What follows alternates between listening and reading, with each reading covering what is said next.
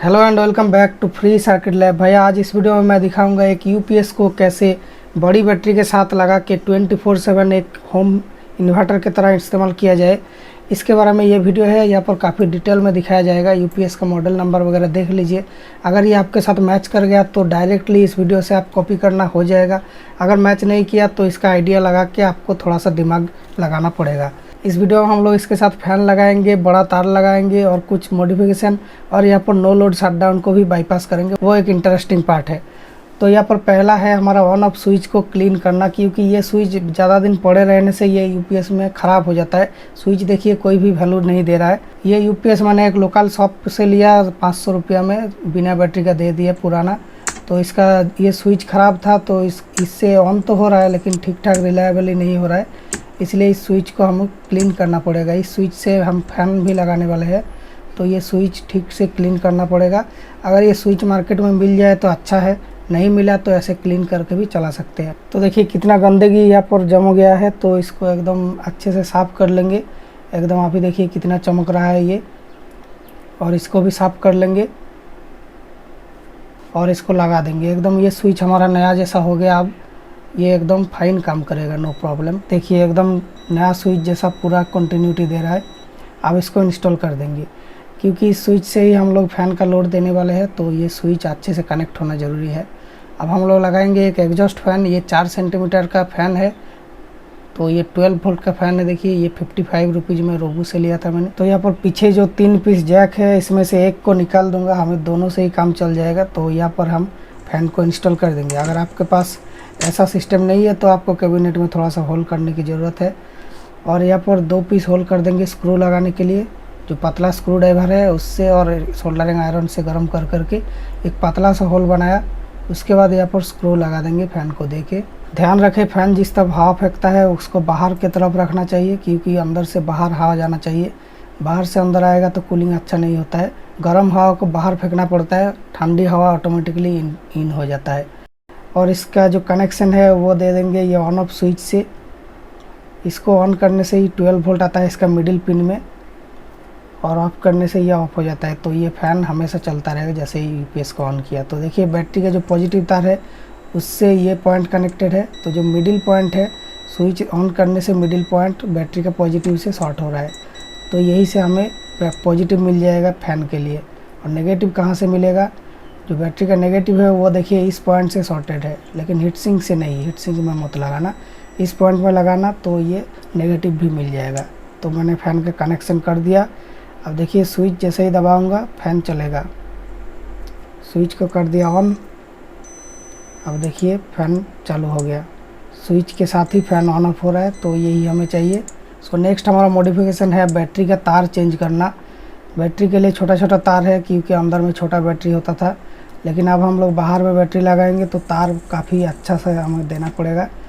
थोड़ा सा लंबा तार भी देना पड़ेगा, इसलिए यहाँ पर इसको खोलने के लिए बहुत ही ज़्यादा ताकत की ज़रूरत है। तो मैं सोल्डरिंग आयरन का मिडिल में एक पॉइंट बनाया। ये मैं सोल्डरन का आयरन यूज़ कर रहा हूँ। तो यहाँ पर मिडिल में ऐसे दाग के हम लोग यहाँ से खोल लेंगे तार को। तो दोनों तार को ही ऐसे ही खोल लिया। अब देखिए इसको अभी इंस्टॉल करेंगे। मोटा तार 1.5 स्क्वायर मिलीमीटर का तार लाया है, 15 फीट। तो इसको ऐसे डबल करके कनेक्ट करूँगा। तो इस तरह से एक पॉइंट बनाया डबल तार को यूज करके। अब इसको यहाँ पर लगा के सोल्डरिंग कर दूँगा। तार की कनेक्शन बहुत ही ज़्यादा मजबूत होना चाहिए, क्योंकि यहाँ पर 20-25 एम्पियर तक करंट जाने वाली है। तो कोई भी लूज कनेक्शन का जगह यहाँ पर नहीं होना चाहिए। अगर कुछ भी लूज कनेक्शन हुआ तो वहाँ पर वोल्टेज ड्रॉप हो जाएगी। अगर 1 वोल्ट ड्रॉप हो गया तो ये बैटरी का फुल यूज नहीं कर पाएगा। तो यहाँ पर जितना मिनिमम वोल्टेज ड्रॉप रखा जाए उतना अच्छा है। तो कनेक्शन काफ़ी टाइट और सोल्डरिंग काफ़ी हैवी होना चाहिए। जो बैटरी में भी इसको कनेक्ट करेंगे तो यहाँ पर नाट दे के कसना पड़ेगा। और सोल्डरिंग करते समय ध्यान रखना कहीं पर किसी कंपोनेंट उखड़ ना जाए या कहीं पर शॉर्ट ना हो जाए। और अगर यहाँ पर तार नहीं घुस रहा है तो ऐसे कांची से यहाँ पर थोड़ा सा होल को बड़ा कर लेंगे और ऐसे हम लोग तार को फिटिंग करेंगे। तो यहाँ पर काफ़ी डिटेल में मैं दिखा रहा हूँ सब कुछ एकदम स्टेप बाय स्टेप। आपको आसानी होगी ये वीडियो देखने के बाद। तो इस तरीके से मैंने 2 तार को यहाँ पर इंस्टॉल कर दिया। अब यहाँ पर लेड एसिड बैटरी मैं यूज करूँगा। लिथियम बैटरी भी यूज कर सकते हैं, लिथियम आयरन फॉस्फेट का 12 वोल्ट का जो 4 सेल 4S बैटरी आता है, उसके लिए यूपीएस की सर्किट में मॉडिफिकेशन नहीं करना है। और यहाँ पर दोनों तार की कलर सेम है, इसलिए हम लोग प्लस माइनस का मार्किंग दे देंगे, क्योंकि अगर प्लस माइनस गलती से भी एक बार भी गलत लग गया तो ये यूपीएस एकदम ख़राब हो जाएगा, इसको अब रिपेयर नहीं कर पाएंगे हम। तो ये बात ध्यान रख के ही काम करना पड़ेगा। यहाँ पर जो एसी की इनपुट तार था इसको खोल दिया, क्योंकि इसको मैंने एक सोलर इन्वर्टर की तरह यूज करूँगा। तो यहाँ पर साइड की ये होल मिल गया तार निकालने के लिए। अगर आपके केस में एसी की तार है तो आपको थोड़ा सा होल करके यहाँ पर तार को लेना पड़ेगा। और ये जो फैन का तार है ये थोड़ा सा एक्सटेंड कर दिया, क्योंकि ये शॉर्ट पड़ रहा था। अब हम लोग एक कैपेसिटर को चेंज करेंगे, ये बहुत दिन पड़ा रहा था, इसलिए यहाँ पर ये कैपेसिटर ख़राब हो गया दुकान में ही जहाँ से लाया। ये 16 वोल्ट 1000 माइक्रोफैराड की था, तो यहाँ पर मैं डबल सेम कैपेसिटर लगा दूंगा, तो डबल कैपेसिटी हो जा रहा है, तो थोड़ा सा अच्छा चलना चाहिए। देखिए कैपेसिटर को मैंने ऐसे इंस्टॉल कर दिया। अब इसके बाद सब कुछ हो गया, इसलिए मैं फिटिंग कर दे रहा हूँ, और फिटिंग करके स्क्रू यहाँ पर टाइट कर देंगे। स्क्रू टाइट करने के समय ध्यान रखना कि ये प्लास्टिक में मेटल स्क्रू जा रहा है, तो थोड़ा सा बैक में घुमाना है, फिर इसको आगे घुमाना है। बैक घुमाने से ये सही ट्रैक पकड़ लेगा, नहीं तो अगर बैक नहीं घुमाएंगे, सही ट्रैक नहीं पकड़ा, तो बार बार लगाने से प्लास्टिक ख़राब हो जाएगा। और अब है इन सबसे इंटरेस्टिंग पार्ट वीडियो का, नो लोड शटडाउन को बाईपास करना। ये यूट्यूब में किसी ने नहीं दिखाया ये ट्रिक। अभी रात के 2 बज रहा है, सब कुछ फिटिंग करके इसको चला के देखा कि ये 45 सेकंड में ऑफ़ हो जा रहा है। तो यहाँ पर ये बिना लोड में है, तो ये 45 सेकंड तक ऑफ़ हो जाता है। देखिए 44 में ऑफ़ हो गया। तो दूसरा यूपीएस बोर्ड में क्या होता है, एक रजिस्टर रहता है, तो उसको खोल देने से ये प्रॉब्लम ठीक हो जाता है। लेकिन इसमें ऐसा नहीं है, इसमें हमें दूसरा कुछ आइडिया लगाना पड़ेगा। तो मेरा पूरा मेहनत पानी होने वाला था, लेकिन उसके बाद मैंने इसके अंदर सर्किट ढूंढा तो ये मिला है। This video is sponsored by Altium Designer and Altium 365. Altium Designer is a comprehensive PCB designing software that offers a unified environment for schematic capture, PCB design, simulation and analysis. It's widely used in many electronics engineers and designers for creating their electronic designs from simple circuit to complex systems. It includes features like multi-board system, 3D PCBs with integrated design, different simulation and analysis tool, and collaboration capabilities for teamwork. Various industries like automotive, aerospace, consumer electronics, and medical device manufacturers use Altium to enhance their productivity. Altium 365 is the first cloud-based electronics development platform that connects your entire team from design to procurement to manufacturing in one secure collaborative space. No more version control chaos, no more guessing what parts are in stock or not. With real-time supply chain data from over 300 distributors, you can make smarter decisions faster. Need to review a design? Anyone on your team can leave feedback right on the file from anywhere using any browser. You can even sync with MCAD tools and PLM systems, making cross-team collaboration smooth and scalable. Whether you are a startup or an enterprise, Altium 365 helps you deliver better products faster with fewer headaches. Ready to design the future? Visit Altium from the given link to learn more. तो यहाँ पर हो क्या रहा है, basically ये जो एक सांट जैसा देख पा रहे हैं आप, इसके अंदर से हमारा न्यूट्रल जा रहा है। मतलब कि जो लाइव है वो यहाँ से ट्रांसफार्मर से निकाल के रिले वगैरह के अंदर स्विचिंग वगैरह होके लास्ट में लाइव आके ये लोड आउटपुट में जा रहा है, पीछे की ये कनेक्टर में। फिर जाके ये न्यूट्रल जो जा रहा है वो इस 30 मिली ओम की तार के अंदर से जा रहा है, ये वाला तार। तो इसके अंदर हर एम्पियर में 30 मिली वोल्ट ड्रॉप होगा, और उसको ये एक और दो ऑप एम्प मिलकर यहाँ पर इसको एम्पलीफाई कर रहा है। ये ऑप एम्प कहाँ पर है, यहाँ पर ये जो चिप दिख रहा है ये वाला, ये LM324 चिप है, AS324 लिखा हुआ है। तो ये 4 ऑप एम्प का चिप है। तो इसका पिन 7 और पिन 1 2 पिन से 2 एम्पलीफायर लगा हुआ है। तो यहाँ पर हो क्या रहा है, जो वोल्टेज है उसका न्यूट्रल जो है वो ग्राउंड में है, जो DC ग्राउंड और AC ग्राउंड सेम है न्यूट्रल। उसके बाद यहाँ पर जो कुछ भी थोड़ा बहुत वोल्टेज ड्रॉप हुआ, वो ड्रॉप्ड वोल्टेज आके एक एम्पलीफायर का नेगेटिव में जा रहा है, और यही सेम वोल्टेज आके सेम रेजिस्टेंस के अंदर से दूसरा एम्पलीफायर का पॉजिटिव में जा रहा है। फिर दोनों एम्पलीफायर में यहाँ पर 1.5 और 36 मतलब 25 के आसपास गेन सेट किया हुआ है। इसमें भी सेम, मतलब कि यहाँ पर जितना वोल्टेज मानिए कि 100 मिली वोल्ट ड्रॉप हुआ तो 25 गुना बढ़ा के यहाँ पर मिलेगा। तो उसके बाद यहाँ पर ये दोनों मिलकर एक पॉजिटिव में इनपुट ले रहा है, एक नेगेटिव में इनपुट ले रहा है। क्योंकि ये ऐसी है तो एक पॉजिटिव हाफ साइकिल को एम्पलीफाई कर रहा है, एक नेगेटिव हाफ साइकिल को एम्पलीफाई कर रहा है। इस तरह से दोनों ने मिलकर पूरा सिस्टम को पॉजिटिव कर दे रहा है। जो भी यहाँ पर करंट, नेगेटिव करंट हो या पॉजिटिव करंट हो, ये दोनों मिलकर दोनों को पॉजिटिव बना दे रहा है। फिर 12 के दे के मिडिल में मिक्स हो रहा है ये सिग्नल। फिर जाके 470 ओम रजिस्टर के अंदर से एक डायोड है, डायोड ने 5 वोल्ट जो VCC है उसमें क्लैंप किया है। क्योंकि अगर यहाँ पर ज़्यादा वोल्टेज आ जाए, मानी कि 12 वोल्ट आ गया, फिर भी इस डायोड से क्लैंप होकर वो 5 वोल्ट के आसपास ही रहेगा। फिर ये माइक्रो कंट्रोलर में पिन 26 में इनपुट हो रहा है। पिन 1 है यहाँ पर, फिर यहाँ पर जाके 16, फिर ऐसे आके यहाँ पर 26, ये वाला है इसका माइक्रो कंट्रोलर। तो फिर मैंने इस पॉइंट में एक 10 के रजिस्टर लगा के, एक 10 के पॉट लगा के 5 वोल्ट ये ग्राउंड, फिर ये 10 के रजिस्टर से यहाँ पर इस पॉइंट में गया था। ये ऐसे करके मैंने देखा था कि यहाँ पर अगर 120 मिली वोल्ट के ऊपर सेट करता हूँ तो ये ऑन रहता है 45 सेकंड के बाद भी, और अगर 550 के ऊपर सेट करता हूँ तो ये ओवरलोड बताता है। मैं इस पॉइंट की वोल्टेज की बात कर रहा था, देखिए 554 कर दिया इस पॉइंट की।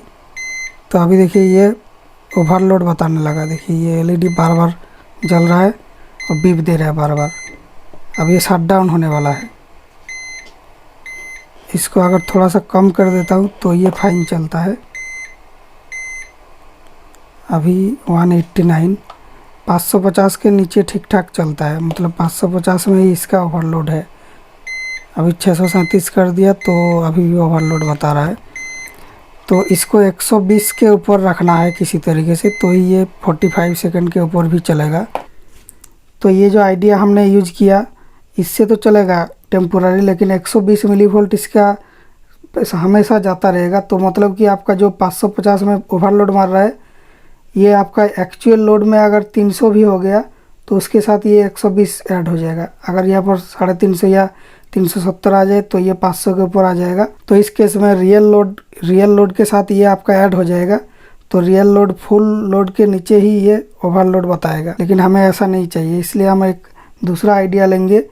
5 वोल्ट से एक 1 के रजिस्टर लेंगे और एक डायोड लगा देंगे 4007। तो यहाँ पर ये 700 मिली वोल्ट जैसा ड्रॉप करेगा। ये है ग्राउंड। तो ये जो 700 मिली वोल्ट ड्रॉप है, इसको एक और डायोड के अंदर से हम लोग अगर उस पॉइंट में फीड कर देंगे, ये ले जाके इस पॉइंट में फीड कर देंगे, तो क्या होगा, यहाँ पर ये जो 700 मिली वोल्ट ड्रॉप हुआ और इस डायोड के अंदर करंट बहुत ही कम है, इसलिए ये 500 मिली वोल्ट ड्रॉप करेगा। तो यहाँ पर 200 मिली वोल्ट के आसपास हमें मिलेगा। और इसको अगर हम लोग एक रजिस्टर 10 के से देंगे तो 120 जैसा कुछ मिली वोल्ट यहाँ पर जाएगा। तो ही ये हमेशा ऑन रहेगा। इस केस में इसको वेरिएबल भी कर सकते हैं, वोल्टेज ठीक ठाक सेट करने के लिए 10 के पॉट वेरिएबल लगा सकते हैं, जिससे कि हम लोग इस 200 या 250 मिली वोल्ट जो यहाँ पर आ रहा है उससे सिलेक्ट कर सकते हैं कितना मिली वोल्ट यहाँ पर जाना चाहिए। तो इस केस में हमारा सुविधा क्या होगा, अगर यहाँ पर मानिए कि 700 मिली वोल्ट, ये तो फिक्स्ड ही रहेगा क्योंकि ये 5 वोल्ट भी फिक्स्ड, ग्राउंड भी फिक्स्ड, सब कुछ फिक्स्ड है। तो यहाँ पर 700 मिली वोल्ट फिक्स्ड रहेगा। तो ये 500 मिली वोल्ट ड्रॉप करेगा फिक्स्ड। तो यहाँ पर 200 मिली वोल्ट जा रहा है, ठीक है।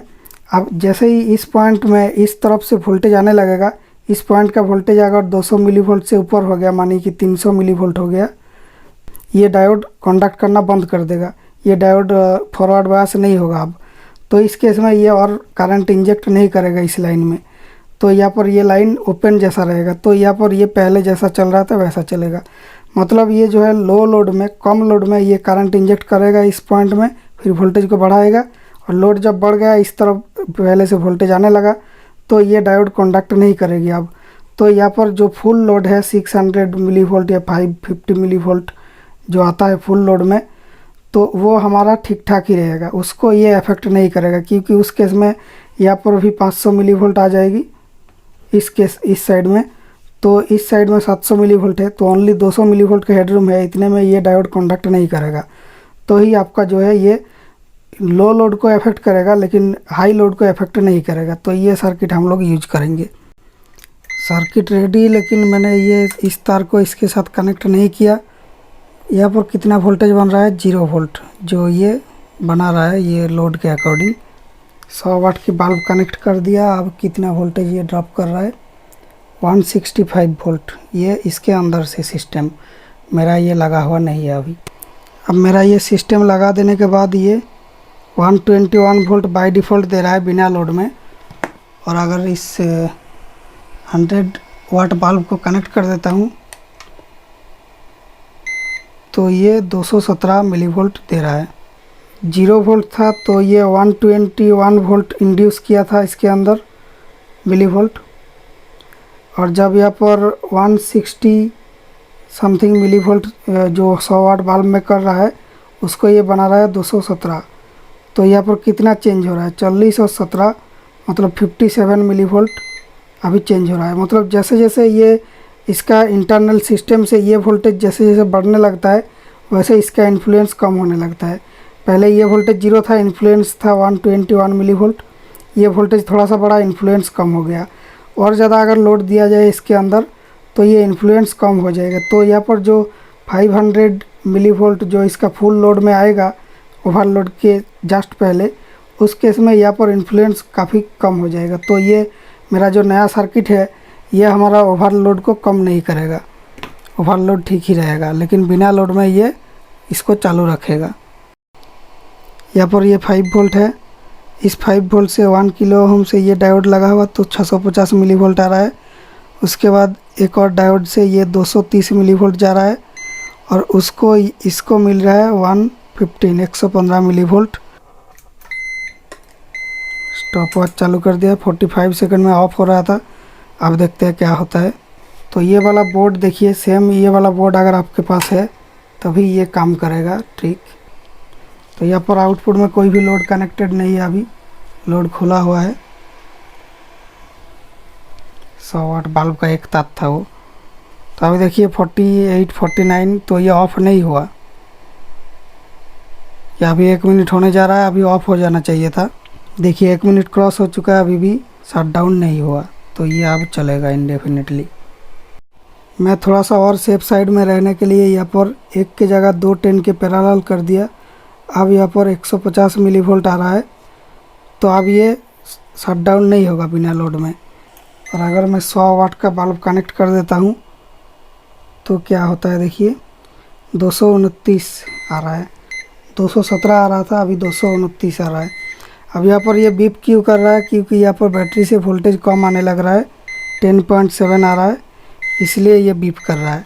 ये ओवरलोड का बीप नहीं है। ओवरलोड में यहाँ पर 500 मिलीवोल्ट के ऊपर आता है, लेकिन ये ओनली 229 है तो ये ओवरलोड का बीप नहीं है। अब इस बाज़ार को देखेंगे। बाज़ार में यहाँ पर 11.6 वोल्ट आ रहा है, वो इस पॉइंट में आ रहा है। फिर एक 220 ओम रजिस्टर के अंदर से जा रहा है ये बाज़ार की मेन पॉइंट में। तो यहाँ पर जैसे ही बीप देता है वोल्टेज डाउन हो जाता है इस रेजिस्टेंस के मदद से। ये देखिए 8-9 वोल्ट आ गया था। तो ये इस रजिस्टर को हम लोग बढ़ा देंगे, 1 किलो ओम कर देंगे ताकि साउंड इसका कम हो जाए। यहाँ पर ये 3.3 के लगा दिया। अब ये एकदम शांत हो गया, एकदम पास में जाओगे तो सुनाई देगा। उसके बाद दोस्तों मैंने इस बड़ा बैटरी के साथ इस यूपीएस को 30 मिनट के लिए चलाया और देखा ये चल रहा है विदाउट एनी प्रॉब्लम। और पता नहीं इसके अंदर कोई हिडन और टाइमर है कि नहीं, 2-2.5 घंटा बाद फिर से ऑफ हो जाता है कि नहीं, वो देखने वाली बात है। तो ये वीडियो कैसा लगा कमेंट्स में ज़रूर बताना। इस वीडियो से अगर कुछ सीखने को मिला तो इस वीडियो को लाइक शेयर कीजिए। Thank you for watching. मिलेंगे next video with fresh and new idea.